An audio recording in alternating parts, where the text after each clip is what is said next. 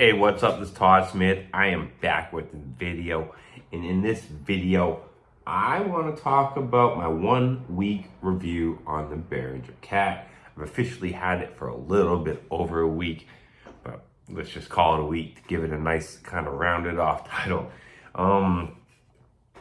Overall, I really like this synth. I really like this synth. I didn't expect to like it so much. Where I honestly, it is the newest one, but if I had to decide between the Model D Neutron Pro 1 and this, and I keep one, there's a good chance this could be the one I keep. It's a little fresh out the gate, so it's easy to put it in like, oh, it's new to you type field. So time will tell if that stays the case, but I have a strong feeling it could. Now, as I said in some of my previous videos, one reason out the gate, I super love this synth is the fact that you have all your waveforms right here on sliders that you can mix in as many as you want, just like a micro brute or something of that nature. You have your 2 sub oscillators for each, which is awesome. It allows you to create some really thick sounds for just 2 oscillators. Now, another thing I really like about this is the fact that you have 2 envelope sections. You have your bigger, attack, sustain, decay, release, and then you have your smaller envelope here, and there's various parts of the synth that you can send to either one, giving you access to 2 different envelopes. And again, this is a $200 analog synth. This is giving you a lot of options already that you don't see in a lot of other synths for that price range. Another thing that I stated before is the fact that you have so many sample and hold modulation points on this synth too, which is awesome. It creates some really nice movement in your sound. The more and more I use this synth, I gotta say, I love the filter section. It might be my favorite filter of all of them so far. It is just so good. It cuts great. I love the resonance. It's a great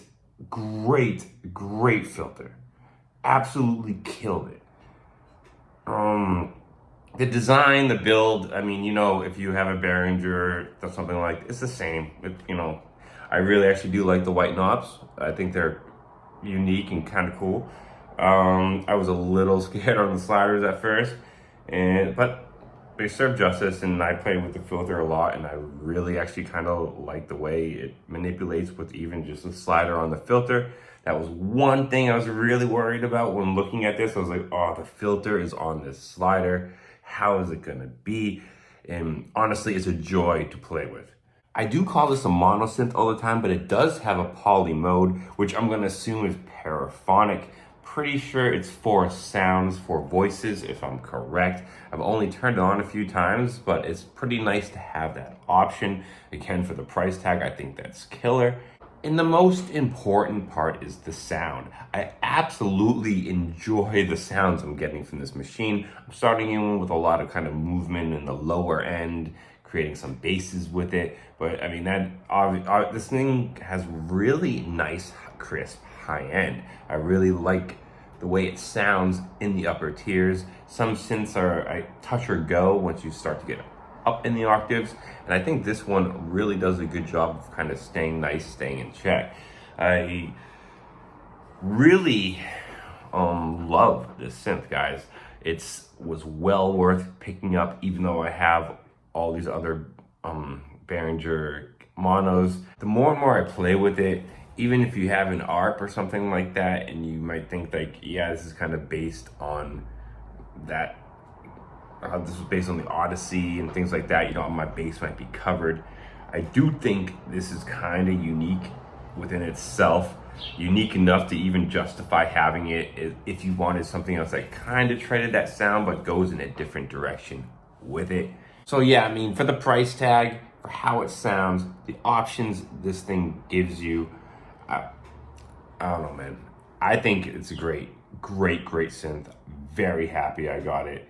As I stated, I might be getting the K2 kind of soon, so we'll see how that rolls. After 1 week, I definitely feel you know, top tier synth for the, if you're talking within the price range. I don't think there's many analog synths that can throw this much at you for the price tag, in terms of the way the oscillators work and the way you can layer them, the dual sub filter, the sample and hold everywhere, the insane filter, 2 envelopes. I mean, it's just so much there. My bird's starting to go a little crazy in the background. I'm sorry. He's getting kind of happy.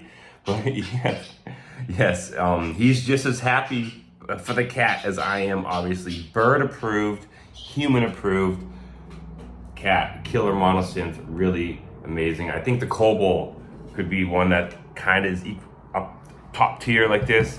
Now that I'm owning a bunch, I'm kind of have my own personal tier kind of building up, and my gosh, did they kill it with the Cat. That's my 1 week opinion, guys.